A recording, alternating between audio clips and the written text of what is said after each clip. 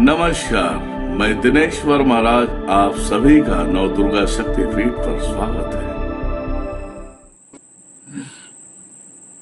Very good उम्दा।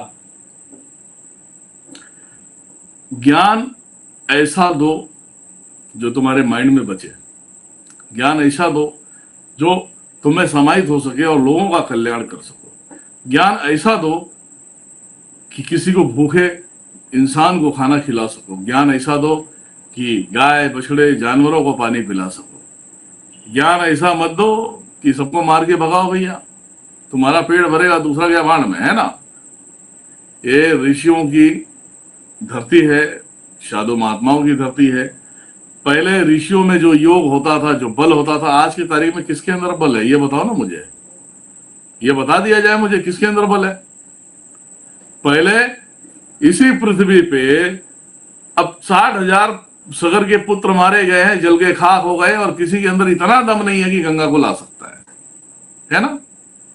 किसी को इतना दम नहीं है कि वो गंगा को ला सकता है।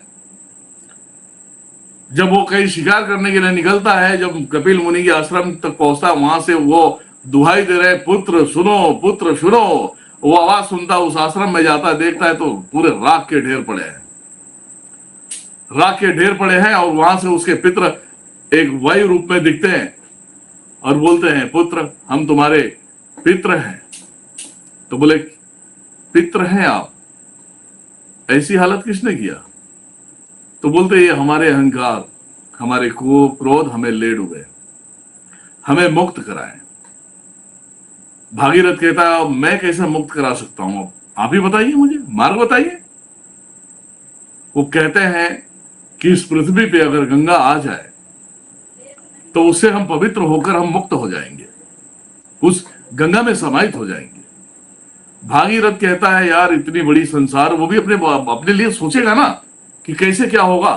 वो दुनिया का नहीं सोचता है, सिर्फ अपने पितरों का सोचता है और दुनिया को मुक्त कराता है। और हमारे तुम्हारे अंदर क्या है, पार्वती माता का सबसे बड़ा भक्त होता है। पार्वती माता के ध्यान में बैठता, पार्वती माता आती हैं और बोलती हैं कि पुत्र क्या दिक्कत है, क्या परेशानी है। तब भागीरथ कहता है हे माता मेरे पितर अभी तड़प रहे, वो मुक्त नहीं हो पाए। उनका कहने का अर्थ यह है कि गंगा माता यहां आएंगी तब जाकर इनकी मुक्ति होगी।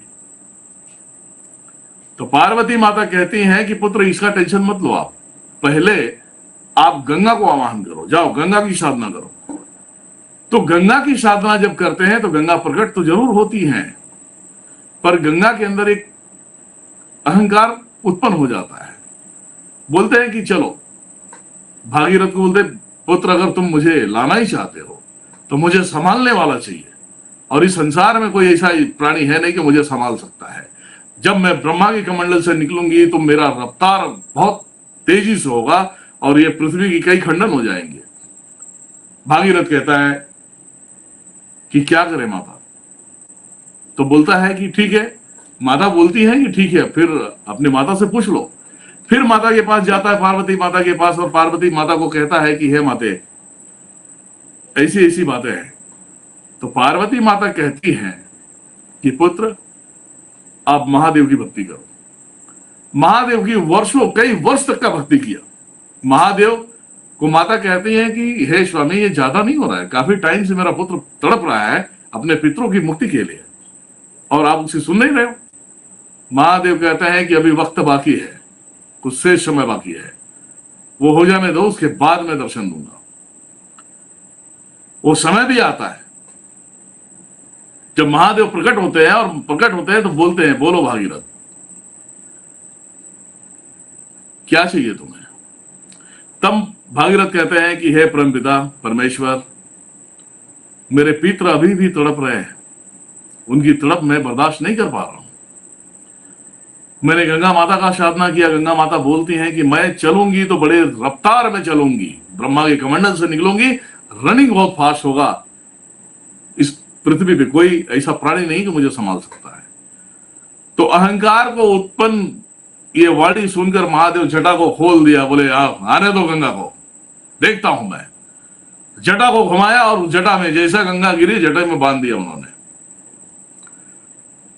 तो भागीरथ जैसा कोई भक्त नहीं हो सकता। भागीरथ अपने पितरों के उद्धार के लिए गंगा माता को लाता है और कितने लोगों को उद्धार करता है। इस संसार में आज तुम भी, तुम्हारे पंच तत्व अगर लीन होते हैं तो गंगा माता में लीन होती है, और तुम सभी में एक भक्ति करने की ये उदारता नहीं है। कोई तुम्हें हिंदू बोल के तुम्हारी बहन बेटियों का रेप कर देता है, तुम्हें जला के खाक कर देता है, और तुम शांत बैठे हो।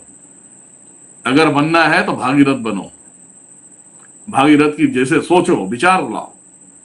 भागीरथ गंगा को लाता है, अपने पितरों का मुक्ति तो कराता ही कराता है, पूरे संसार में जल का स्रोत बनाता है जिसे आप ग्रहण करते हो, पीते हो, तृप्त हो जाते हो।